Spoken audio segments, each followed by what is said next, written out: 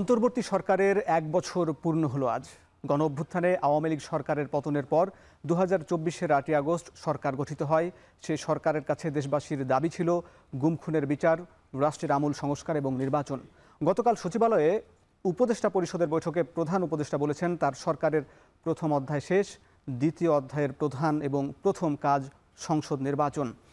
এরপর জনমনে এখন প্রশ্ন, তবে বিচার এবং সংস্কারের কি হলো? ঐকমত্য হওয়া সংস্কার নিয়ে জুলাই সনদ হবার কথা, তবে বাস্তবায়ন নিয়ে এখন ঐকমত্য হয়নি। সেই জুলাই সনদের আদ্যপান্ত নিয়ে ভোটের টেনে আজ আলোচনা করতে চাই। সঙ্গে আছি আমি হাসিব বিল্লাহ। অন্তর্বর্তী সরকার রাষ্ট্রের বিভিন্ন ক্ষেত্রে সংস্কারের জন্য 11টি সংস্কার কমিশন গঠন করে এবং সেই সংস্কার প্রস্তাব বাস্তবায়নে রাজনৈতিক দলগুলো যেগুলোতে একমত হয়েছে সেগুলো নিয়েই জুলাই সনদ তৈরি হবার কথা। জুলাই সনদের প্রেক্ষাপট আমরা একটু দেখে নিতে চাই। জুলাই সনদ মূলত প্রথমেই 6টি সংস্কার কমিশন গঠন হয় প্রথম ধাপে। সেটি অন্তর্বর্তী সরকার গঠনের 8ই আগস্টের পরের মাসে সেপ্টেম্বরের 11 তারিখ এবং 8ই ফেব্রুয়ারি 25-এ এটি পূর্ণাঙ্গ প্রতিবেদন প্রকাশ করে এই 6 কমিশন। এই 6 কমিশন হচ্ছে সংবিধান সংস্কার কমিশন, নির্বাচন ব্যবস্থা সংস্কার কমিশন, বিচার বিভাগ সংস্কার কমিশন, দুর্নীতি দমন সংস্কার কমিশন এবং পুলিশ সংস্কার কমিশন এবং জনপ্রশাসন সংস্কার কমিশন। দর্শক, এই সংস্কার প্রক্রিয়ায় শুধুমাত্র সংবিধান সংস্কার কমিশন ছাড়া তাদের মোট 5টি সংস্কার কমিশন সরকারকে 165টি সুপারিশকে আশু বাস্তবায়নযোগ্য চিহ্নিত করে এবং সেগুলো বাস্তবায়নের জন্য সরকারের নিকট প্রেরণ করে। কমিশন মনে করে যে সব এই সুপারিশ নির্বাহী সিদ্ধান্ত এবং বিধি প্রণয়ন অথবা অধ্যাদেশ জারির মাধ্যমে বাস্তবায়ন সম্ভব। সরকার এর মধ্যে 18টি সুপারিশ পূর্ণাঙ্গরূপে এবং 12টি সুপারিশ আংশিকভাবে বাস্তবায়ন করেছে বলে ঐকমত্য কমিশনকে জানিয়েছে। এছাড়া 92টি সুপারিশ বাস্তবায়নাধীন রয়েছে। আমরা দেখে নিতে চাই 25টি সুপারিশের ব্যাপারে। এছাড়া ঐকমত্য এরপরই মূলত ঐকমত্য কমিশন গঠন হয়। এটি মূলত অন্তর্বর্তী সরকার যে 6 কমিশন গুরুত্বপূর্ণ মৌলিক সংস্কার কমিশনগুলোকে সেই সুপারিশগুলোকে একসঙ্গে করার এবং সেগুলো বাস্তবায়নের জন্য একটি জাতীয় ঐকমত্য কমিশন গঠন করে এবং সেখানকার সভাপতি হন প্রধান উপদেষ্টা ডক্টর মোহাম্মদ ইউনূস এবং সংবিধান সংস্কার কমিশনের সহসভাপতি ডক্টর আলী রিয়াজ সেটার সহসভাপতি হন এবং বাকি যে 5 সংস্কার কমিশনের প্রধান সেটির সদস্য হন। দর্শক, এই সংস্কার কমিশন গঠন হয় 12ই ফেব্রুয়ারি 2025। এর 25 ফেব্রুয়ারি আনুষ্ঠানিক উদ্বোধন করেন প্রধান উপদেষ্টা এবং 20 মার্চ থেকে রাজনৈতিক দলগুলোর সঙ্গে আলাদাভাবে বৈঠক শুরু করে ঐকমত্য কমিশন এবং 19 মে 2025 পর্যন্ত আলোচনা অব্যাহত থাকে। প্রায় 3 মাস ধরে আলোচনা করে ঐকমত্য কমিশন। 166টি সুপারিশ নিয়ে 32টি রাজনৈতিক দলের সঙ্গে 44টি বৈঠক হয়। কোনো রাজনৈতিক দলের সঙ্গে একাধিক বৈঠক হয়েছে এবং প্রথম পর্বের আলোচনায় 62টি বিষয়ে সব দল ঐকমত্য পোষণ করেছে। দর্শক, এছাড়াও বেশ কিছু বিষয়ে ঐকমত্য যেসব সংস্কার কমিশন যেগুলো সুপারিশ করেছিল এ বিষয়ে আলাপ আলোচনা শুরুই করা যায়নি, কারণ 25টি সুপারিশের ব্যাপারে রাজনৈতিক দল ও জোটসমূহের মধ্যে এতটাই মতপার্থক্য ছিল যে এসব বিষয়ের কোনো অগ্রগতি ছিল না, অগ্রগতি হয়নি, যে কারণে কমিশন দ্বিতীয় পর্যায়ের আলোচনা থেকে বেশ কিছু বিষয় বাদ দেয়। দর্শক, আমরা দেখে নিতে চাই সেই 25 বিষয়ের উল্লেখযোগ্য সুপারিশগুলো কি কি। সেখানে উল্লেখযোগ্য বিষয় ছিল রাষ্ট্রপতি, প্রধানমন্ত্রী এবং সংসদের মেয়াদ 4 বছর হবে, এটি সংস্কার কমিশন সুপারিশ করেছিল। এছাড়া বাংলাদেশকে 4টি প্রদেশে বিভক্ত করা, গণপ্রজাতন্ত্রী বাংলাদেশের পরিবর্তে জনগণতন্ত্রী বাংলাদেশ এটির নামকরণের দাবি উঠেছিল, প্রস্তাব দেওয়া হয়েছিল। নিম্নকক্ষে ন্যূনতম 10% আসনে তরুণ তরুণীদের প্রার্থীদের মনোনয়ন দেওয়ার ব্যাপারে সুপারিশ ছিল। সংসদ নির্বাচনে প্রতিদ্বন্দ্বিতা করার ন্যূনতম বয়স কমিয়ে 21 বছর করার দাবি ছিল। এছাড়া জাতীয় নির্বাচনের আগে স্থানীয় সরকার নির্বাচনের বেশ জোরে সোরে একটি দাবি উঠেছিল। এছাড়া ওয়ার্ড মেম্বারদের ভোটে চেয়ারম্যান নির্বাচনের একটি সুপারিশ ছিল। এছাড়া স্থানীয় সংসদ স্থায়ীভাবে স্থানীয় সরকার কমিশনের একটি প্রতিষ্ঠার একটি দাবি ছিল। এছাড়া জেলা নাগরিক কমিটি এবং উপজেলা নাগরিক কমিটি, যেরকম বিভিন্ন মন্ত্রণালয়ের জন্য যে একটি নাগরিক কমিটি হয় সেরকমই জেলার বিভিন্ন পর্যায়ের নানান শ্রেণী পেশার মানুষকে নিয়েই এই কমিটিগুলো হবে। এই যে মূলত 12টি বা 25টি মূলত উল্লেখযোগ্য বিষয় ছিল সেগুলো কিন্তু বাদ দেওয়া হয়েছে কমিশনের বৈঠকে। তবে এরপরে ঐকমত্য কমিশন দ্বিতীয় দফায় রাজনৈতিক দলগুলোর সঙ্গে আলাপ আলোচনা শুরু করে। আমরা দেখে নিতে চাই দ্বিতীয় দফায় মূলত রাজনৈতিক দলের সঙ্গে এককভাবে সবগুলো রাজনৈতিক দলকে সঙ্গে নিয়ে জাতীয় ঐকমত্য কমিশন যে বৈঠক শুরু করে, সেখানে উল্লেখযোগ্যভাবে 20টি বিষয় নিয়ে আলোচনা হয়। তার মধ্যে 11টি বিষয়ে ঐকমত্যে পৌঁছায় কোনো রকম আপত্তি ছাড়াই। এইটির মূলত আলোচনা শুরু হয়েছিল। দুইজন এর আলোচনার উদ্বোধন করেন প্রধান উপদেষ্টা এবং আলোচনা শুরু হয় এবং 31 জুলাই এর আলোচনার সমাপ্ত হয়। দর্শক, এখানে যে 11টি বিষয়ে সর্বসম্মতভাবে ঐকমত্য হয়, আমরা সেগুলো একটু দেখে নিতে চাই। সেখানে আছে 4 সংসদীয় কমিটি বিরোধী দল থেকে হবে। সংসদীয় কমিটি মূলত সরকারি দল থেকে হয়ে আসছিল, ওই জন্য একটি বেশ জোরে সোরে দাবি ছিল বিরোধী দল থেকে এইসব স্থায়ী কমিটির যদি নিয়োগ বিরোধী দল থেকে হয় তাহলে সেখানে চেক অ্যান্ড ব্যালেন্স বা ক্ষমতার ভারসাম্য থাকবে, সে বিষয়ে ঐকমত্য হয়েছে। নির্বাচনী এলাকার সীমানা নির্ধারণে সাংবিধানিক কমিটি গঠনের একটি সিদ্ধান্ত হয়েছে এবং নির্বাচন কমিশন গঠনে সাংবিধানিক কমিটি হয়েছে। এটিও কিন্তু উল্লেখযোগ্য বিষয়, যেখানে সব রাজনৈতিক দল মনে করে যে নির্বাচন কমিশন গঠনের জন্য একটি আলাদা বডি থাকবে। সেই বডিতে মূলত সংসদের 2জন সংসদ সদস্য সরকারি দল থেকে, 2জন বিরোধী দল থেকে এবং আপিল বিভাগের একজন বিচারপতি নিয়েই মূলত এই যে নির্বাচন কমিশনের একটি গঠন কমিটি, বাছাই কমিটি হবে এবং সেটি মূলত সাংবিধানিক প্রতিষ্ঠান হিসাবে সংবিধানে অন্তর্ভুক্ত করা এটি বড় একটি ঘটনা। এছাড়া বিচার বিভাগ বিকেন্দ্রীকরণ, বিচার বিভাগের ক্ষেত্রে আপিল বিভাগের বা বিচার বিভাগের শাখা সেটি বিভাগীয় পর্যায়ে এবং একই সঙ্গে জেলা উপজেলা পর্যায়ে এটি যে বৃদ্ধিকরণের ব্যাপারে সিদ্ধান্ত হয়েছে। এছাড়া প্রধানমন্ত্রীর মেয়াদ 10 বছর, এটি উল্লেখযোগ্য ঘটনা। 10 বছর একজন প্রধানমন্ত্রী দায়িত্ব পালন করতে পারবেন একজন ব্যক্তি। এছাড়া প্রধান বিচারপতি নিয়োগ, জ্যেষ্ঠ 2জন আপিল বিভাগের বিচারপতিদের মধ্য থেকে প্রধান বিচারপতি নিয়োগ হবেন। স্বাধীন পুলিশ কমিশন গঠন, পুলিশ যে বাংলাদেশের মানুষের ওপর বিভিন্ন সময় নির্যাতন বা বিভিন্ন যে অনিয়ম দুর্নীতির সঙ্গে জড়িয়ে যান, এই জন্য একটি আলাদা পুলিশ কমিশন গঠন হবে, এটিও ঐকমত্য হয়েছে। এবং রাষ্ট্রপতির ক্ষমার ক্ষমতা সীমিত করার একটি আইন হয়েছে। রাষ্ট্রপতি যাকে তাকেই যে ক্ষমা করে দিতে পারেন, এক্ষেত্রে দেখা যায় যে শীর্ষ বা কুখ্যাত সন্ত্রাসীরাও ক্ষমা পেয়ে গেছেন, সে জায়গায় তার একটি ক্ষমতা একটি সীমিত করার আইন হয়েছে। এছাড়া নাগরিকের মৌলিক অধিকার সম্প্রসারণ হয়েছে। জরুরি অবস্থা জারিতে বিরোধী নেতার সম্পৃক্ততা এখানে স্থান পেয়েছে। এছাড়া সংবিধানের বিশেষ অনুচ্ছেদ, বিশেষ করে 8, 48, 56 এবং 58 ক এর সংশোধনের জন্য গণভোটের বিধান বিষয়ে ঐকমত্য হয়েছে। দর্শক, এই যে 11টি বিষয়ে কিন্তু বেশ গুরুত্বপূর্ণ ইস্যু ছিল। রাজনৈতিক দলগুলো প্রায় 23টি বৈঠক করেছেন এবং সে বিষয়ে একাধিক দিন এই বিষয়গুলো নিয়ে আলোচনা হবার পরে বিষয়গুলোতে ঐকমত্য হয়েছেন। কিন্তু প্রায় 9টি উল্লেখযোগ্য এবং গুরুত্বপূর্ণ মৌলিক সংস্কার বিষয়ে এখন ঐকমত্যে পৌঁছানো যায়নি। ঐকমত্য হয়েছে, দুঃখিত, সেটি নোট অফ ডিসেন্ট দিয়েছে রাজনৈতিক দলগুলো এবং সেই রাজনৈতিক দলগুলো যে নোট অফ ডিসেন্ট অর্থাৎ আপত্তি সহ 9টি বিষয়ে ঐকমত্য হয়েছে। এবং এই যে 9টি বিষয়ে ঐকমত্য হয়েছে, এই বিষয় নিয়ে দর্শক আমরা আলাপ করতে চাই। আমাদের সহকর্মী জাওয়াদ মাহমুদ আমাদের সঙ্গে যুক্ত হয়েছেন। আমরা আপনাকে স্বাগত জানাচ্ছি আমাদের আয়োজনে। আপনি এই নিয়মিতই ঐকমত্য কমিশনের বৈঠকের খবর সংগ্রহ করেন, খোঁজ খবর রাখেন। আমি আপনাকে নিয়েই আমরা আলাপ করতে চাই, দেখে নিতে চাই যে বিষয়গুলো নিয়ে ঐকমত্য হয়নি, ঐকমত্য হয়েছে নোট অফ ডিসেন্ট সহ। বিশেষ করে সে বিষয়গুলো আপনার সঙ্গে আলাপ করব। এখানে আমরা এর পরের যে স্লাইড ছিল, আমরা ডিসএগ্রি যে সেটি আমরা একটু দেখে নিতে চাই। এই যে আপনি দেখছেন, আপনার সঙ্গেই এই বিষয়গুলো নিয়ে আলাপ করি যে ঐকমত্য কমিশনের প্রস্তাব কি ছিল, রাজনৈতিক দলগুলোর অবস্থান কি, আপনি একটু ব্যাখ্যা করবেন। আমরা এখানে তো যে বিষয়গুলো দেখছি, প্রথমে যদি আলোচনা করি যে পিআর পদ্ধতি উচ্চকক্ষে, এখানে কিন্তু 27টি দল মূলত এই যে পিআর উচ্চকক্ষে পিআর চায়।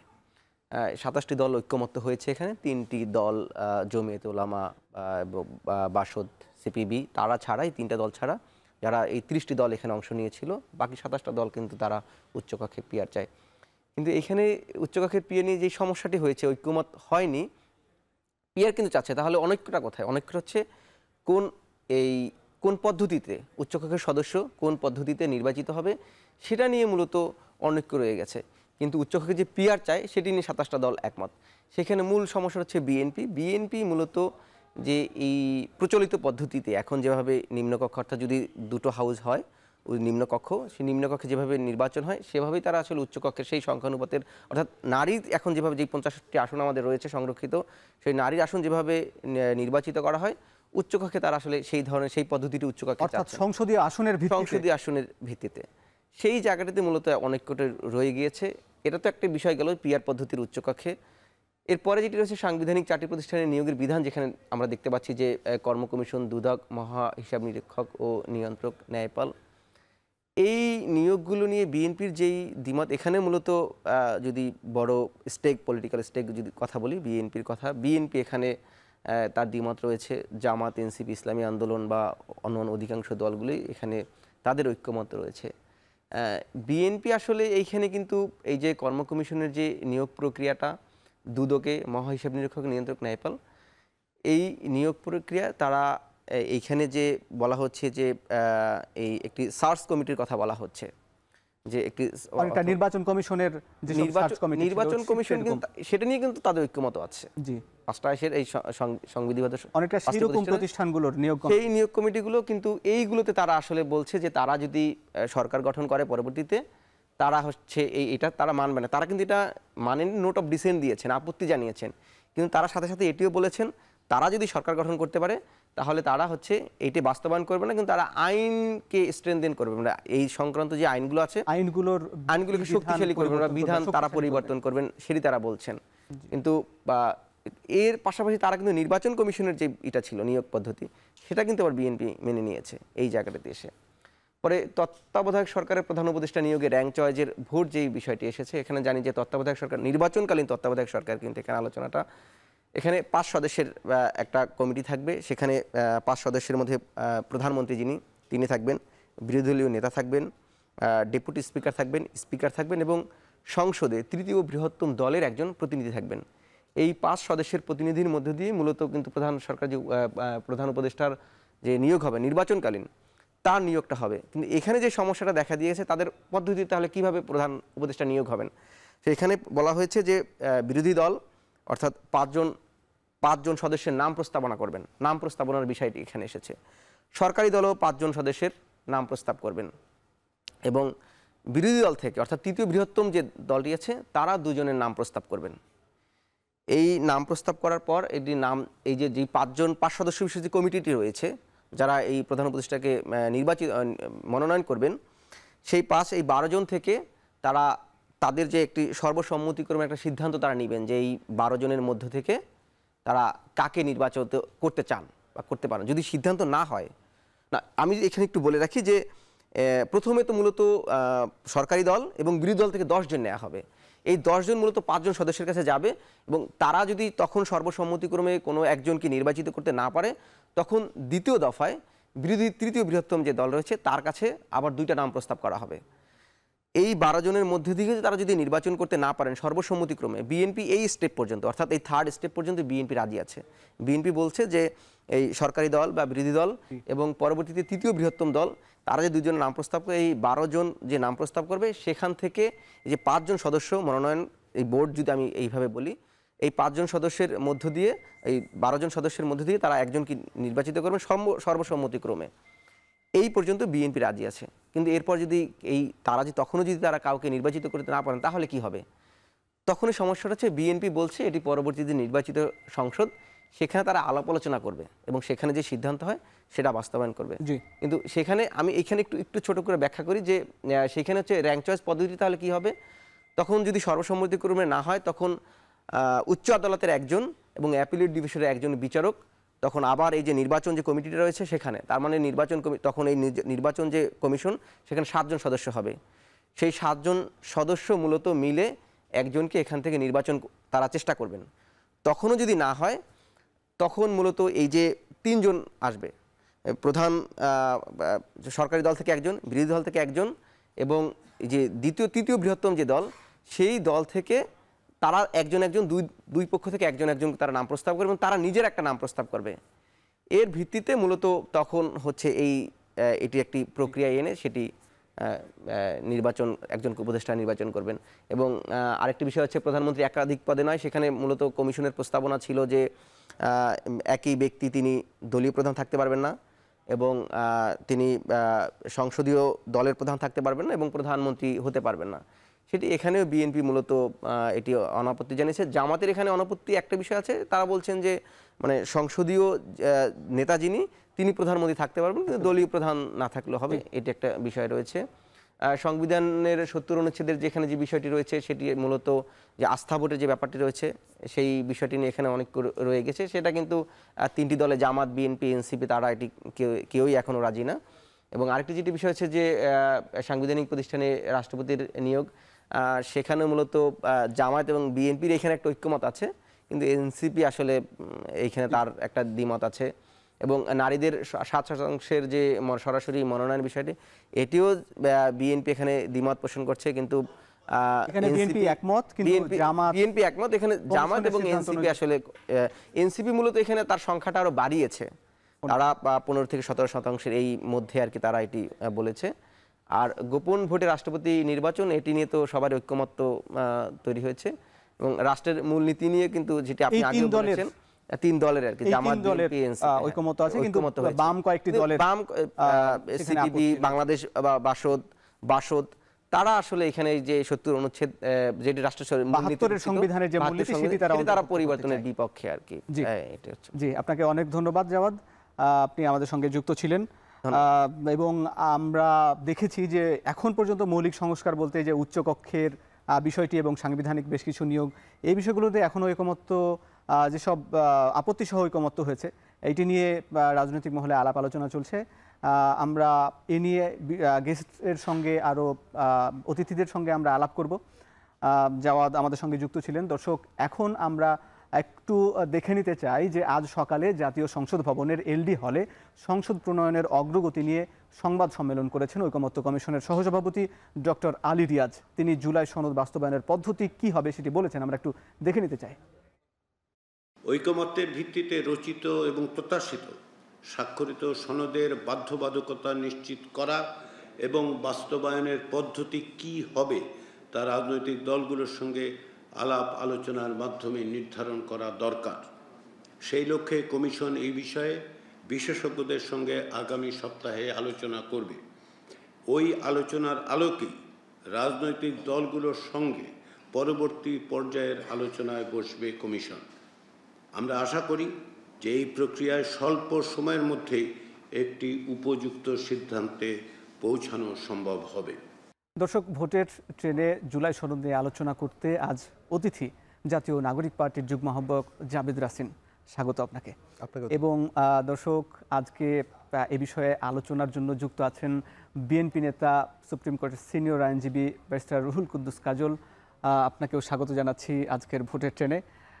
আমরা আলাপ করব আপনার সঙ্গে, একটু পরে আসি আপনার সঙ্গে যুক্ত হই, আলোচনা করি। জনাব জাবেদ রাসিন, আপনিও তো এনসিপির পক্ষ থেকে নিয়মিত ঐকমত্য কমিশনের যে বৈঠক হয়েছে সেগুলো বৈঠকে অংশ নিয়েছেন, আপনার মতামত ব্যক্ত করেছেন, আমরা বা জাতি দেখেছে। আমি আপনার কাছে আজকে একটু জানতে চাই যে প্রধান উপদেষ্টা গতকালকে বলেছেন যে তাদের প্রথম ধাপ শেষ, দ্বিতীয় ধাপের প্রধান কাজ নির্বাচনের জন্যই যদি সরকার যেভাবে কাজ করছে বা যেভাবে গুরুত্ব দিচ্ছে, তাহলে সংস্কার বা জুলাই সনদের অগ্রগতি কতটা হলো অগ্রগতি, আপনার কাছে জানতে চাই। গণ অভ্যুত্থান পরবর্তী সময়ে আমরা যখন দেখতে পেলাম দেয়ালে দেয়ালে সংস্কারের দাবি উঠল, এবং সরকারও যখন এই অন্তর্বর্তীকালীন সরকার গত বছর ঠিক এই আজকের দিনে 8 তারিখে তারা গঠিত হলো, তারা কিন্তু প্রথমেই বলেছিল যে সংস্কারটা তাদের মূল এজেন্ডা এবং সংস্কারের কারণে তাদের সময়টা দরকার। এখন ঠিক 1 বছর পরে এসে যখন সরকার বলছে যে তাদের প্রধান কাজ হচ্ছে নির্বাচন করা এবং তারা দ্বিতীয় ধাপে চলে গেছে সরকারের, তাহলে প্রথম ধাপের অগ্রগতিটা কি? প্রথম ধাপের তাদের এই সরকারের অর্জনটা কি? প্রথম ধাপে সরকার আসলে 1 বছরে করলোটা কি? এটা হচ্ছে আমাদের প্রশ্ন। সংস্কার নিয়ে বা বিচার নিয়ে সরকারের আসলেই তাদের অগ্রগতিটা কি, তারা কি কাজ করেছে, জাতি এটা জানতে চায়, আমরাও জানতে চাই। সংস্কার নিয়ে যে পরিমাণ বৈঠক হয়েছে, অনেকগুলো কমিশন হয়েছে, আপনি জানেন ইতোমধ্যেই 6টি কমিশন হয়েছে, তারা আলাদা আলাদা রিপোর্ট দিয়েছে। তারপর 6টি কমিশন মিলে একটি জাতীয় ঐকমত্য কমিশন হয়েছে, তারা সবগুলো রাজনৈতিক দলের সাথে বসলো। কয়েকটি দলের সাথে, যেমন আমাদের সাথেও 2 বার বসেছে, অনেক দলের সাথে 3 বারও বসেছে। প্রায় 32টা দলের সাথে তারা অনেকগুলো বৈঠক করার পর প্রায় 3 মাস ব্যাপী, তারপর তারা আবার সবগুলো দল মিলে তারা একটা ঐকমত্য কমিশন, যেটা ফরেন সার্ভিস একাডেমিতে গত 2 মাস ধরে আলোচনা চললো। সেখানে প্রায় 20টি বিষয় নিয়ে 2টি মাস প্রায় 25 কার্যদিবসের মতন আলোচনা হলো। সেই আলোচনার পর 20টি বিষয়ের প্রায় কাছাকাছি কিছু কিছু বিষয়ে অনেক রাজনৈতিক দল একমত হয়েছে, কিছু বিষয়ে নোট অফ ডিসেন্ট দিয়ে একমত হয়েছে, কিন্তু সেটি বাস্তবায়নের প্রক্রিয়া আসলে কি হবে, সেটিকে আমরা এটা একমত হয়েছি, আমরা একমত হয়নি, এখানেই শেষ, নাকি সরকার এটা আসলে বাস্তবায়ন করতে চায়, সেটা নিয়ে আমরা আসলে আমি সরকারের কাছ থেকে কোনো বাস্তবিক অগ্রগতি দেখতে পাচ্ছি না। এখন পর্যন্ত ঐকমত্য কমিশন আমাদেরকে জানিয়েছে বাস্তবায়ন প্রক্রিয়া নিয়ে তারা আবার বসবে, আমাদেরকে ডাকবে রাজনৈতিক দলগুলোকে। আমরা সেটার জন্য বসে আছি। আমাদের সাথে একটা খসড়া তারা জুলাই সনদের একটা খসড়া আমাদের সাথে শেয়ার করেছিল। আমরা সেই খসড়ার উপর আমাদের মতামত দিয়েছি। সেখানে বাস্তবায়ন পদ্ধতির কথা তারা যেটা বলেছিল, পরবর্তী সংসদ 2 বছর ধরে তারা এই সংস্কার প্রক্রিয়াটা চালাবে, আমরা এটার সাথে দ্বিমত জানিয়েছি এবং আমরা আমাদের পক্ষ থেকে আমাদের মতামত কমিশনকে জানিয়েছি। দ্বিমত জানিয়েছেন বলতে কি আপনারা নির্বাচনে অংশ নেবেন না, এমন কি আপনারা পরিকল্পনা করছেন? না, আমরা তো সংস্কারের ব্যাপারটা জানিয়েছি। এটা ব্যাপারটা হচ্ছে ঐকমত্য কমিশন তো সংস্কার নিয়ে কাজ করছে। তো সংস্কার যে হলো, এই যে আমরা রাজনৈতিক দলগুলো বসে আমরা 20টা 21টা বিষয়ে একমত হলাম না, এখন এই বিষয়টা কিভাবে কার্যকর হবে, আপনি এটা কখন কার্যকর করবেন, কি পদ্ধতিতে করবেন, সেটা নিয়ে তো আলোচনা হওয়ার কথা। আমাদের কাছে যখন কমিশন থেকে যোগাযোগ করা হলো, সে ঠিক আপনার এই ঐকমত্য কমিশন গঠন হওয়ার পর আমাদেরকে তারা একটা স্প্রেডশিট দিয়েছিল। সেখানে কিন্তু 6টি ধাপ ছিল, যে 6টি পদ্ধতির কথা বলেছিল, কোন কোন পদ্ধতিতে এগুলো বাস্তবায়ন হতে পারে। সেখানে কথা ছিল গণপরিষদের কথা, গণভোটের কথা, পরবর্তী সংসদের কথা, মানে পার্লামেন্ট কাম গণপরিষদের কথা ছিল, অধ্যাদেশ জারি, এরকম 6টা পদ্ধতির কথা ছিল। এবং কমিশনকে আমরা যখন জানিয়েছিলাম বৈঠকগুলোতে যে এই যে আপনারা একমত হবেন কি হবেন না, এই বিষয়টা কিভাবে আপনারা বাস্তবায়ন করবেন, কমিশন আমাদেরকে বলেছিল যে আমরা এটা নিয়ে আগে সবগুলো বিষয় একমত হয়ে যাক, তারপর আমরা বাস্তবায়ন পদ্ধতিতে যাব। কিন্তু পরবর্তীতে আমরা দেখলাম যে শেষ দিকে এসে কমিশন আসলে বাস্তবায়নের পদ্ধতি নিয়ে আলোচনা না করেই তারা একটা আমাদেরকে খসড়ার মধ্যে দিয়ে দিল যে পরবর্তী সংসদ 2 বছর ধরে এই সংস্কারটা করবে। তো আমাদের আপত্তিটা আসলে ওই জায়গাতেই, যেহেতু কমিশন আমাদেরকে বলেছিল আলোচনা করবে, তার আলোচনা না করেই একটা সিদ্ধান্তে চলে গিয়েছে। আমরা সেখান থেকে একদম শেষের দিন অর্থাৎ 31 তারিখে আমরা কিন্তু আমাদের দলের পক্ষ থেকে আমরা আপত্তি জানিয়েছি। আমরা বলেছি কমিশনকে যে এই ব্যাপারে কমিশনকে একটা সিদ্ধান্ত দিতে হবে, কি পদ্ধতিতে বাস্তবায়ন হবে এটা নিয়ে অন্তত পক্ষে রাজনৈতিক দলগুলোর সাথে আবার আলোচনায় বসতে হবে। রাজনৈতিক দলগুলোই ঠিক করুক কি পদ্ধতিতে এটা বাস্তবায়ন হতে পারে। যে আপনি আপনার কাছে কোন পদ্ধতিতে এটি বাস্তবায়ন হতে পারে এটি একটু জানতে চাই। আমাদের কাছে আমাদের পার্টির যে অবস্থান থেকে আমরা বরাবরই একদম প্রথম থেকেই আমরা বলে আসছি আমরা গণপরিষদ করার পক্ষে, আমরা নতুন সংবিধান করার পক্ষে। যেহেতু নতুন সংবিধান করা পসিবল হচ্ছে না আমরা বুঝতে পারছি, তো সেই ক্ষেত্রে এই সংবিধানই যদি সংস্কার করতে হয় সেটাও যেহেতু গণভোটে যেন যায় সেই ব্যাপারে আমাদের এখন দাবি। জি, আপনাদের দাবি আমরা স্পষ্ট, আপনারা এর আগেও বলেছেন। আমি একটু বিএনপি নেতার কাছে একটু জানতে চাই, জনাব রুহুল কুদ্দুস কাজল, আপনাদের বিএনপির অবস্থানটা কি, কোন প্রক্রিয়ায় এটি বাস্তবায়ন হতে পারে, আপনার দল কি ভাবছে? দেখুন, আমার মনে হয় যে ঐকমত্য কমিশনের কিংবা বিভিন্ন সময়ের সংস্কারের যে বিষয়, বাংলাদেশের সবচেয়ে বড় রাজনৈতিক দল হিসেবে বিএনপি সবচেয়ে দায়িত্বশীল ভূমিকা পালন করেছে।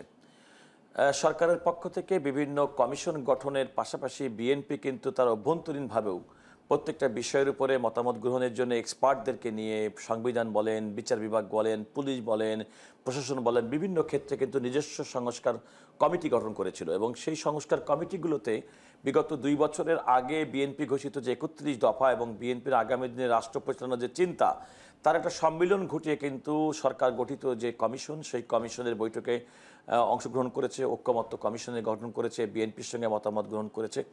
এবং আপনি খেয়াল করে দেখুন যে ঐকমত্য কমিশনে বিএনপিকে প্রতিনিধিত্ব করেছেন জনাব সালাউদ্দিন আহমেদ।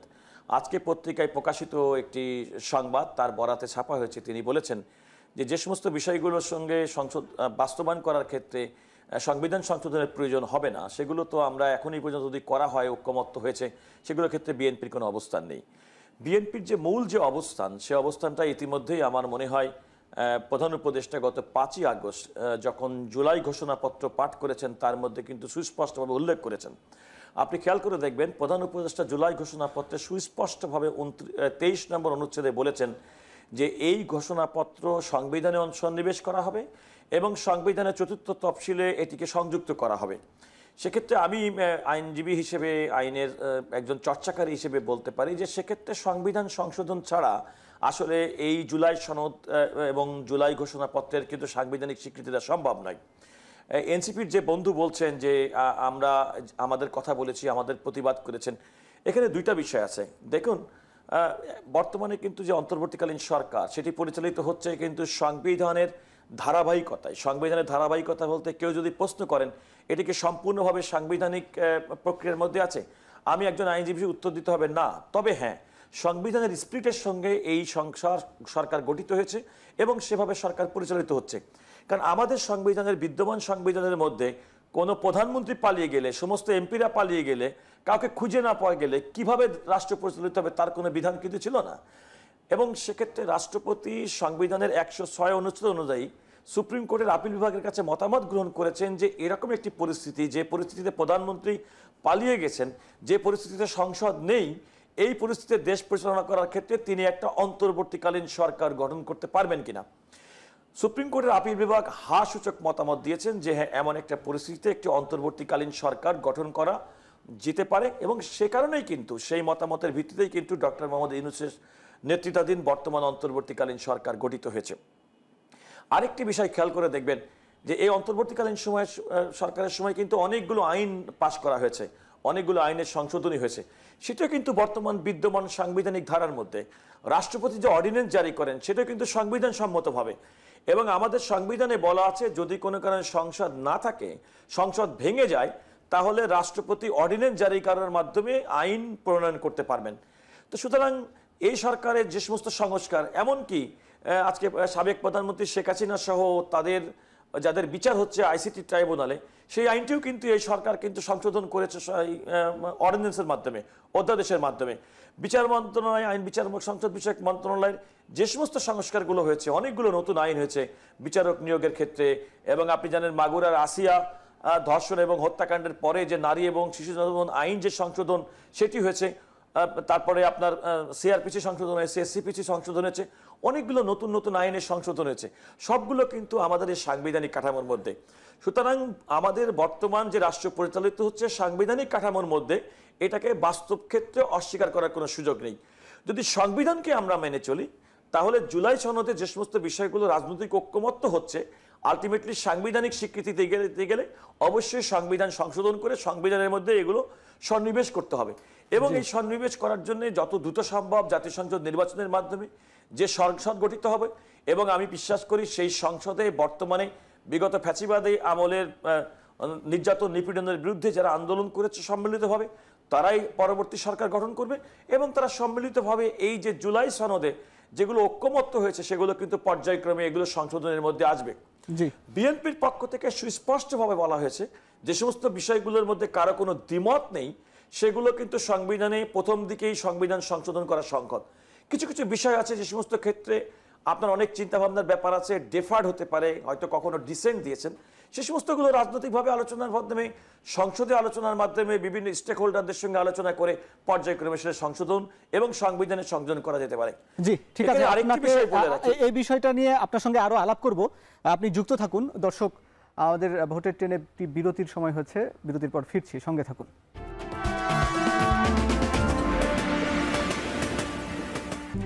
RICL TMX, যুগের পর যুগ স্থাপনা থাকে মজবুত। VRM প্রযুক্তির RICL TMX। স্বাগত আরো একবার, সঙ্গে আছে আমি হাসিব বিল্লাহ। দর্শক, আমাদের সঙ্গে ভোটের ট্রেনে আজকে আলোচনায় আছেন এনসিপির নেতা জাবেদ রাসিন এবং সরাসরি অনলাইনে যুক্ত আছেন বিএনপি নেতা সুপ্রিম কোর্টের আইনজীবী ব্যারিস্টার রুহুল কুদ্দুস কাজল। আমরা জনাব জাবেদ রাসিন আপনাকে দিয়ে আবার শুরু করি। কাজল ভাই যে বিষয়গুলো বললেন, তাহলে কি এই জুলাই সনদের আইনি ভিত্তির জন্য তো আবার সংসদের যেমন প্রয়োজন আছে, ঠিক একই সঙ্গে সেখানে গেলে কি আবার এই যে জুলাই ঐকমত্য নিয়ে ওনারা তো বললেন যে যে বিষয়গুলোতে ঐকমত্য হয়েছে সেগুলো তারা বাস্তবায়ন করবেন, তাহলে আপনাদের আশঙ্কাটা কোথায়? দেখুন, এখানে আশঙ্কা বলতে যে জায়গাটা, সেটা হচ্ছে কিছু কিছু বিষয় আছে যেগুলো আমরা মনে করছি মৌলিক সংস্কারের অংশ। আমরা যখন আমাদের পার্টির পক্ষ থেকে আমরা ঐকমত্য কমিশনের সাথে যখন বসলাম, কিংবা সাংবাদিকদেরও আমরা জানিয়েছি যে যেই সকল কাঠামো আমাদের বর্তমান সাংবিধানিক প্রক্রিয়ার মধ্যে বিদ্যমান আছে, যেগুলো একটা ব্যক্তিকে কিংবা একটা দলকে ফেসিস্ট হয়ে ওঠার জন্য সহায়ক ভূমিকা পালন করে, সেই উপাদানগুলোকে সরাতে হবে। এবং সেই উপাদানগুলোকে সরানোর জন্য যে সংস্কার করা দরকার, আমরা সেগুলোকে মৌলিক সংস্কার বলছি।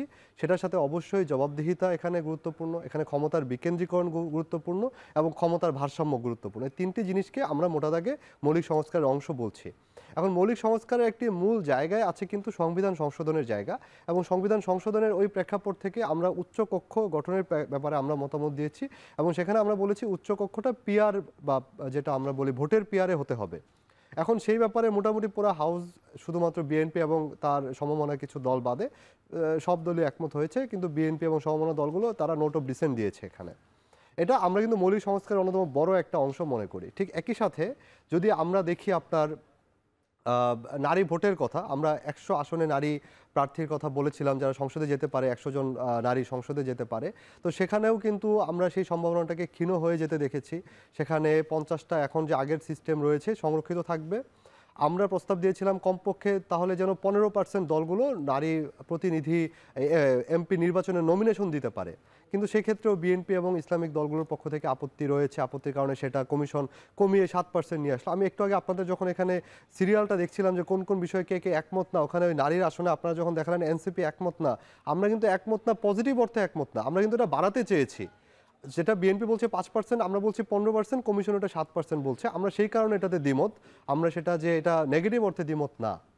তো এরকম কিছু কিছু বিষয়। আরেকটি বড় একটা বিষয় আমাদের পক্ষ থেকে ছিল এনসিসির যে ধারণাটা ছিল প্রথম থেকে, যে ন্যাশনাল কনস্টিটিউশনাল কাউন্সিল, যেটা হচ্ছে আমাদের যে সাংবিধানিক এবং সংবিধিবদ্ধ প্রতিষ্ঠানগুলো রয়েছে, যেগুলো সৃষ্টি হয়েছে এক্সিকিউটিভকে চেক অ্যান্ড ব্যালেন্সের মধ্যে রাখার জন্য, এক্সিকিউটিভের কাজকে তদারকি করার জন্য। আমি উদাহরণস্বরূপ যদি বলি, দুদক, দুর্নীতি দমন কমিশন কিন্তু সৃষ্টি হয়েছে সরকারের কিংবা রাষ্ট্রের যারা কর্মকর্তা কর্মচারী আছেন, সরকারের যারা অংশ আছেন, এক্সিকিউটিভের যারা অংশ আছেন, তাদের কেউ যদি দুর্নীতিতে জড়িয়ে পড়েন, সেই দুর্নীতিটাকে দেখার জন্য, তার বিরুদ্ধে তদন্ত করার জন্য, ব্যবস্থা নেওয়ার জন্য কিন্তু দুর্নীতি দমন কমিশনের সৃষ্টি। ঠিক একইভাবে যদি আমরা দেখি মানবাধিকার কমিশন, তার সৃষ্টি হয়েছে কিন্তু এই যে আমাদের রাষ্ট্র দ্বারা, আমাদের এক্সিকিউটিভ দ্বারা, আমাদের পুলিশ প্রশাসন কিংবা যারা আইন শৃঙ্খলা রক্ষাকারী বাহিনী আছে তাদের দ্বারা মানবাধিকার লঙ্ঘিত হচ্ছে কিনা, বিচার বহির্ভূত হত্যাকাণ্ড হচ্ছে কিনা, গুম খুন এগুলো হচ্ছে কিনা, এটা তদারকি করার দায়িত্ব মানবাধিকার কমিশনের। ঠিক একইভাবে আমরা যদি নির্বাচন কমিশনকে দেখি, নির্বাচন কমিশনের কাজ হচ্ছে একটি সুষ্ঠু নিরপেক্ষ নির্বাচন আয়োজন করা। এখন এই পদগুলো সবসময় আমরা বিগত সময় দেখেছি রাষ্ট্রপতি এই পদগুলোর নিয়োগ দিয়ে থাকেন প্রধানমন্ত্রীর পরামর্শক্রমে, যা রাষ্ট্রপতির উপর বাইন্ডিং। তার মানে হচ্ছে প্রধানমন্ত্রী আসলে নিয়োগটা দেন।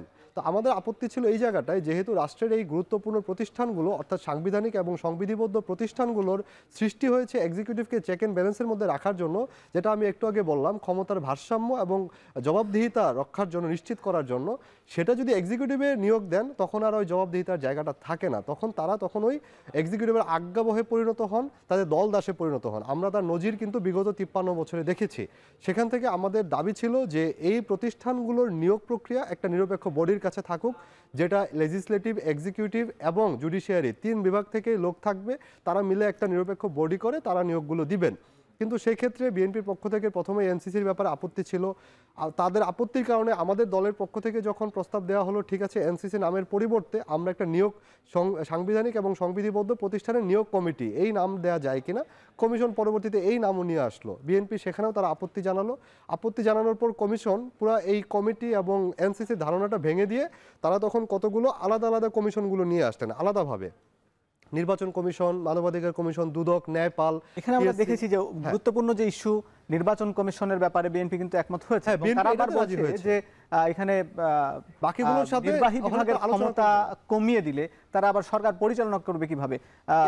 আচ্ছা, এই প্রশ্নের জবাবটা আমি দিচ্ছি। এই সাংবিধানিক প্রতিষ্ঠানগুলো তো এক্সিকিউটিভের পার্ট না, এক্সিকিউটিভের ক্ষমতা না সেটা নিয়োগ দেয়া, সেটা সৃষ্টি হয়েছে এক্সিকিউটিভকে চেক অ্যান্ড ব্যালেন্সের মধ্যে রাখার জন্য। সো এটা যদি কেউ বলে যে এক্সিকিউটিভের ক্ষমতা কমিয়ে দিচ্ছে, তাদের মূল উদ্দেশ্যই হচ্ছে এক্সিকিউটিভকে দ্বারা এই প্রতিষ্ঠানগুলো নিয়ন্ত্রণ করা এবং তাদের মতো করে এটা ব্যবহার করা। নিশ্চয়ই আপনার মন্তব্য আমরা শুনলাম। আমরা ব্যারিস্টার রুহুল কুদ্দুস কাজলের কাছে যাব, যে উনি জাভেদ রাসিন বললেন যে যারা মানে বিএনপির উদ্দেশ্য হচ্ছে এগুলোকে অপব্যবহার করা। আসলে কি এমন কোনো উদ্দেশ্য আছে কি না, এবং আসলে একই সঙ্গে তিনি যেটি বলছেন যে পরবর্তীতে আবার এই যে জুলাই সনদের আইনি ভিত্তি না হলে সেটি আবার আশঙ্কা থাকে, এই বিষয়গুলো একটু ব্যাখ্যা করবেন। দেখুন, আসলে আমার যে এনসিপি যে বন্ধু উনি বললেন, ওনার আশঙ্কা এবং সংশয়টা দেখে আমার কাছে খুবই হাস্যকর মনে হয়েছে। এই কারণে যে আসলে সবাই বিএনপির দিকে কেন তীর খুঁড়ে জানেন, কারণ মানুষ মনে করে কিংবা ওনারা হয়তো বিশ্বাস করেন যে অতি নিকটে বাংলাদেশে যে নির্বাচন হবে সেই নির্বাচনে বিএনপি সরকার গঠন করবে। হয়তো তাদের মধ্যে এমনটি আশঙ্কা আছে যে বিএনপি হয়তো এককভাবে সংখ্যাগরিষ্ঠ সংসদে আসন পেয়ে সরকার গঠন করবে।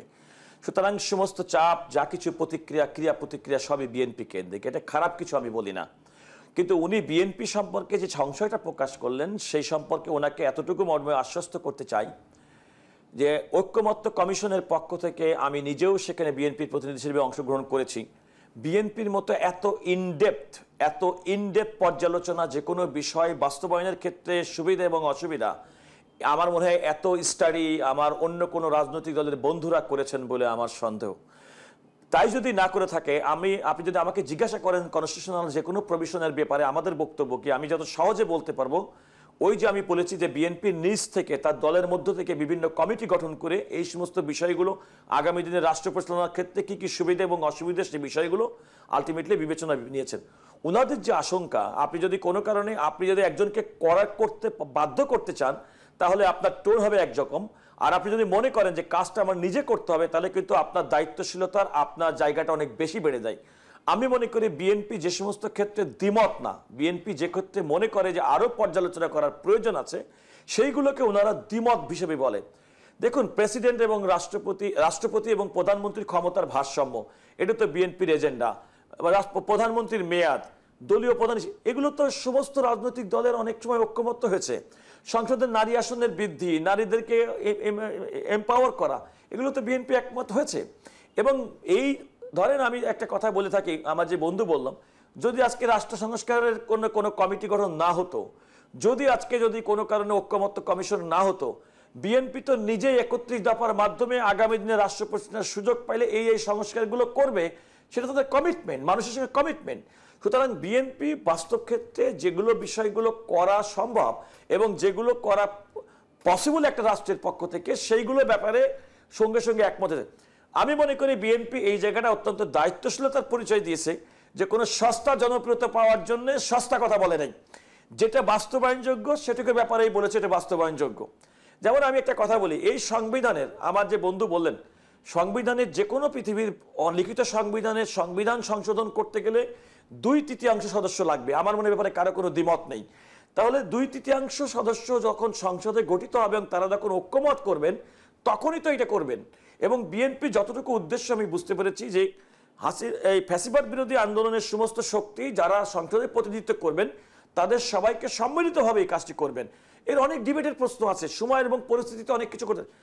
আপনি এরকম একটা অন্তর্বর্তীকালীন সরকারের সময় বিভিন্ন কমিটির রিপোর্টের উপর ভিত্তি করে ঐক্যমতের ভিত্তিতে সবকিছু রাতারাতি ঐক্যমত হয়ে যাবে মনে করার কোনো কারণ নেই। তাহলে তো প্রত্যেকটা রাজনৈতিক দলের সঙ্গে একটা রাজনৈতিক দলের কোনো পার্থক্য থাকতো না। এই চিন্তা এবং এই পার্সপেক্টিভের পার্থক্য থাকাটা তো গণতন্ত্রের সৌন্দর্য। এবং আমি মনে করি যে বিএনপি যে সমস্ত বিষয়ে এখন একমত হয়নি, আরও পর্যালোচনার কথা বলেছে, সেগুলো তো সময়ের পরিপ্রেক্ষিতে পরিস্থিতি হবে। যেমন আগামী সংসদ যেভাবে গঠিত হবে সেই সংসদে কি কম্পোজিশনের উপর তো নির্ভর করতে পারে যে কোনগুলো গঠন হবে কিংবা না হবে। আমার যে সমস্ত রাজনৈতিক বন্ধুরা আছে, রাজনৈতিক সরকার যদি ওনারা গঠন করে, সেক্ষেত্রে বিএনপি যেগুলোকে একমত ওনারা একমত নাও পোষণ করতে পারে। সুতরাং বিএনপি অত্যন্ত দায়িত্বশীলতার জায়গা থেকে যেগুলো সবার কাছে গ্রহণযোগ্য সেগুলো অতি দ্রুত সংসদ গঠিত হওয়ার পরপরই সেগুলো বাস্তবায়নের পক্ষে বিএনপি মতামত প্রকাশ করেছে। এবং আমি মনে করি সেক্ষেত্রে মতামত প্রকাশ নিশ্চয় গণতন্ত্রের সৌন্দর্য। আমরা আরো আলাপ করব আপনার সঙ্গে। দর্শক, ভোটের ট্রেনে বিরতির আরো একটা সময় হলো, ফিরছি একটু পরে।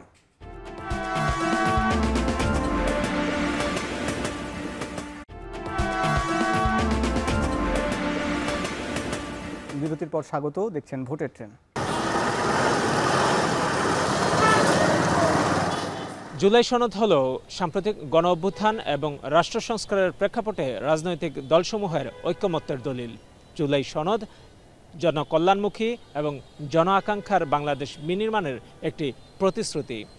জুলাই আন্দোলনের অগ্নিগর্ভ কুমিল্লার মানুষ জুলাই সনদ নিয়ে কি ভাবছেন, কি প্রত্যাশা করছেন, শুনব তাদের কথা। জুলাই সনদের যে 6টি সংস্কার কমিশন কাজ করছে, প্রতিটি ক্ষেত্রেই যাতে স্বচ্ছতা, জবাবদিহিতা নিশ্চিত হয়। বিশেষ করে রাজনৈতিক দলগুলোর মধ্যে যদি গণতন্ত্র চর্চা চলে, তাহলে কিন্তু 16 বছর যে নির্বাচন থেকে আমরা দূরে ছিলাম, সেই সংস্কৃতিটা ফিরে আসবে না। এবং আমরা দলীয় গণতন্ত্র যদি থাকে, তাহলে আমরা দুর্নীতি দূর করতে পারবো। প্রশাসন যাতে দলীয়করণ না করা হয় এবং আমলাতন্ত্রের যে ক্ষমতা, এটা কমিয়ে আনতে হবে। সরকার প্রধান থাকবে, কিন্তু এর মধ্যে আপনার মনে করেন যে মানে যার যার স্বাধীনতা দিতে হবে। বিচার বিভাগের স্বাধীনতা আমরা যদি গত 16 বছর দেখি যে বিচার বিভাগ আমাদের কোনোভাবেই স্বাধীন হয় নাই। সরকারের একনিষ্ঠ অ্যাটর্নি জেনারেল থাকা সত্ত্বেও আমরা পারি নাই। আমরা মানে আমাদের জনগণের কোনো রায় আসে নাই, সব সরকারের রায় আসছে। এই জন্য প্রত্যেক সাংবিধানিক প্রতিষ্ঠান স্ব জায়গায় থেকে নিজেদের ভূমিকা পালন করা জরুরি। রাষ্ট্রীয় গুরুত্বপূর্ণ পদক্ষেপে আমরা দেখতে পাচ্ছি ঘুষের লেনদেন হচ্ছে, দুর্নীতি হচ্ছে, যার কারণে আমরা যদি এই দুর্নীতি যদি মূলোৎপাটন করতে না পারি, তাহলে একটি কাঙ্ক্ষিত বাংলাদেশ, একটি মৌলিক অধিকারপূর্ণ একটি বাংলাদেশ আমরা কখনো বিনির্মাণ করতে পারবো না। সম্পূর্ণ কোটাবিহীন যেহেতু আমাদের আন্দোলন ছিল, কোনো কোঠারই থাকবে না। আমরা সবাই সব কিছুতে যেন সমান সুযোগ সুবিধা পাই। যেমন ধরেন আমরা আন্দোলন করছি বলে যে আমরা সব ফেসিলিটিস আমরা সব কিছু পাবো তা না, সবাই সমান অধিকার পাবে। এর আগেও সরকারের কাছে নানা প্রতিশ্রুতির কথা শুনেছেন সাধারণ মানুষ। এই সরকারের কাছে কতটুকু আশা রাখছেন প্রবীণরা, শুনবো তাদের কথা। সবগুলা সেক্টরগুলোর মধ্যে দুর্নীতি আছে। এই সবগুলা সেক্টরে যদি দুর্নীতিগুলা মুক্ত হয়, তাহলে মানুষ খুব খুশি হবে এবং চান্দা এইটা যদি এইগুলো বন্ধ করে দেয়, তাহলে মানুষ, সাধারণ মানুষ, দিনমজুর থেকে আকারে উপর পর্যন্ত সবাই খুশি হবে। আকাঙ্ক্ষিত লক্ষ্য হচ্ছে যে জুলাই সনদের মধ্যে পরবর্তী যে সরকার আসবে, সেই সরকার যেন দেশের সাধারণ মানুষের কথা চিন্তা করে, দেশের কথা চিন্তা করে এবং সার্বিক যে দেশের যে সমস্যাগুলো, সেগুলো যেন দুর্নীতি, চাঁদাবাজি, এরপরে যা হচ্ছে বিভিন্ন সেক্টরগুলোকে এই জিনিসগুলো থেকে মুক্ত করে এবং দেশটাকেও সামনের দিকে এগিয়ে নেয়। আমি যে ভালো একটা রাজনীতি দল আসি, যেন আবার ভালো পরিচালনার কারণে ভালো একটা উদ্যোগ নিয়ে যেন আবার ওই দুর্নীতি দূর করতে পারে। দেশের ভালো এই যে সন্ত্রাসী বা এই যে মাদক, এগুলা বাল্য বিবাহ, এগুলা থেকে যেন সরে দাঁড়াইতে পারে, মানুষকে সরাইতে পারে, মানুষকে ভালো একটা কর্মস্থানে নিতে পারে, ভালো ফ্যাক্টরি করতে পারে। যেমন চীনে ভালো, রাশিয়াতে ফ্যাক্টরি করে, আমাদের দেশের ফ্যাক্টরি করে মানুষের কর্মস্থানে নিয়ে যেতে পারে। জুলাই সনদের রূপরেখায় আগামীর স্বনির্ভর সমৃদ্ধ বাংলাদেশ বিনির্মাণ হবে, এমন প্রত্যাশা তরুণ, প্রবীণ এবং সাধারণ মানুষদের। আলোচনা করছি, আমাদের সঙ্গে আলোচনায় যুক্ত আছেন বিএনপি নেতা রুহুল কুদ্দুস কাজল। আপনাকে দিয়ে আবার শুরু করতে চাই। বিএনপি, আপনি যেমন বললেন যে গণতন্ত্রে সবার মতামতের বিষয় আছে, ঠিক একইভাবে আপনার কাছে জানতে চাই বিএনপি বড় রাজনৈতিক দল, তারা ছোট রাজনৈতিক দলগুলোকে নিয়ে কি ভাবে? যেখানে ঐকমত্য কমিশন বলছে যে উচ্চকক্ষে পিআর হলে সকল রাজনৈতিক দলের প্রতিনিধিত্ব থাকবে, বিএনপি কেন একমত নয় সেখানে?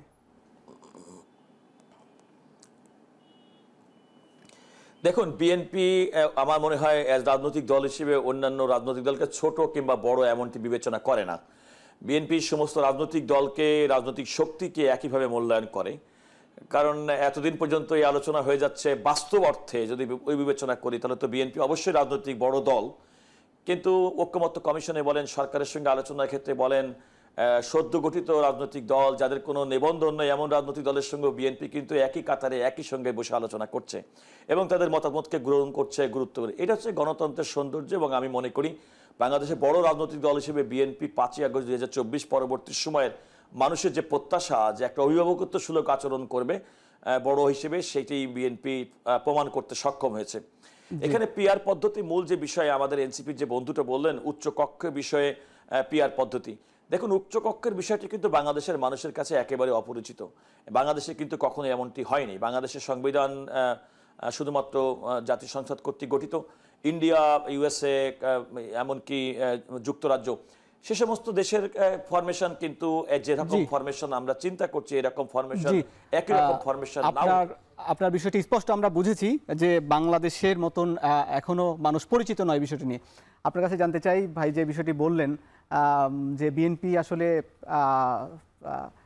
সবার সঙ্গে মিলে মানে ঐকমত্য কমিশনকে গুরুত্ব দিয়ে সব রাজনৈতিক দলের সঙ্গে বসে যেসব বিষয়ে ঐকমত্য হয়েছে, কিন্তু পিআর বিষয়ে তাদের এই অবস্থানে কি বলবেন? আমরা কিন্তু বারবারই পিআরের পক্ষে, উচ্চকক্ষে পিআরের ক্ষেত্রে আমাদের যে অবস্থানটা সেটা হচ্ছে আমরা কিন্তু নিম্নকক্ষের ব্যাপারে আমরা বলছি একটা স্থিতিশীল শক্তিশালী সরকার আমরাও চাই। বাংলাদেশের যে জিওপলিটিক্যাল যে অবস্থান আছে এবং বর্তমান যে সময়টা, সেই সময়ে নিম্নকক্ষে পিআরের জায়গায় যাওয়ার এখনও হয়তো ওই সুযোগটা আসেনি, সময়টা আসেনি। সেক্ষেত্রে আমরা বলছি নিম্নকক্ষ যেভাবে আছে সেভাবেই থাকুক, কিন্তু 33, 34, 35% ভোট পেয়ে 2/3 সংখ্যাগরিষ্ঠতা পেয়ে যখন একজন তার নিজের ইচ্ছা মতন সংবিধান সংশোধন করে ফেলে, সেই জায়গাটায় আমাদের আপত্তি আছে। আমরা তখন মনে করি যে এখানে কিন্তু একটা বিশাল জনগোষ্ঠীর মতামত কিন্তু সেখানে প্রতিফলিত হয় না। যেমন সেটা আমরা কিন্তু 2001-এও দেখেছি, বিএনপি 32.5% ভোট পেয়ে তারা কিন্তু একটা সংবিধান সংশোধন করে ফেলেছিল, চতুর্দশ সংশোধনী, এবং যার পরিপ্রেক্ষিতেই কিন্তু 111 এবং লগি বৈঠার তাণ্ডব, এই দায়ও কিন্তু বিএনপি এড়াতে পারে না। তো আমরা এই দুইটার মাঝামাঝি জায়গায় ব্যালেন্সের ক্ষেত্রে আমরা বলছি নিম্নকক্ষ এফপিটিপি যেটা বর্তমান সিস্টেম আছে সেখানে থাকতে পারে, কিন্তু উচ্চকক্ষ পিআর পদ্ধতিতে হলে এই যে যথেচ্ছা কিংবা একটা যেনতেনভাবে সংবিধান সংশোধন করে ফেলতে পারে, এইটা যেন একটু নিয়ন্ত্রিত করা যায়, সেজন্যই আমাদের উচ্চকক্ষে পিআরের প্রস্তাবনা। জি, আপনাকে অনেক ধন্যবাদ। দর্শক, এতক্ষণ আপনারা ভোটের ট্রেন্ড দেখলেন এবং সেখানে জুলাই সনদ নিয়ে যে জটিলতাগুলো আছে, নিশ্চয় আমরা আশা করি এই সনদের জটিলতাগুলো কেটে যাবে, রাজনৈতিক দলগুলো স্বাক্ষর করবে এবং একটি সুষ্ঠু এবং গ্রহণযোগ্য একটি নির্বাচনের দিকে দেশ এগিয়ে যাবে। এই প্রত্যাশায় বিদায় নিচ্ছি আজকের ভোটের ট্রেন্ড থেকে। দেখা হবে আগামী পর্বে।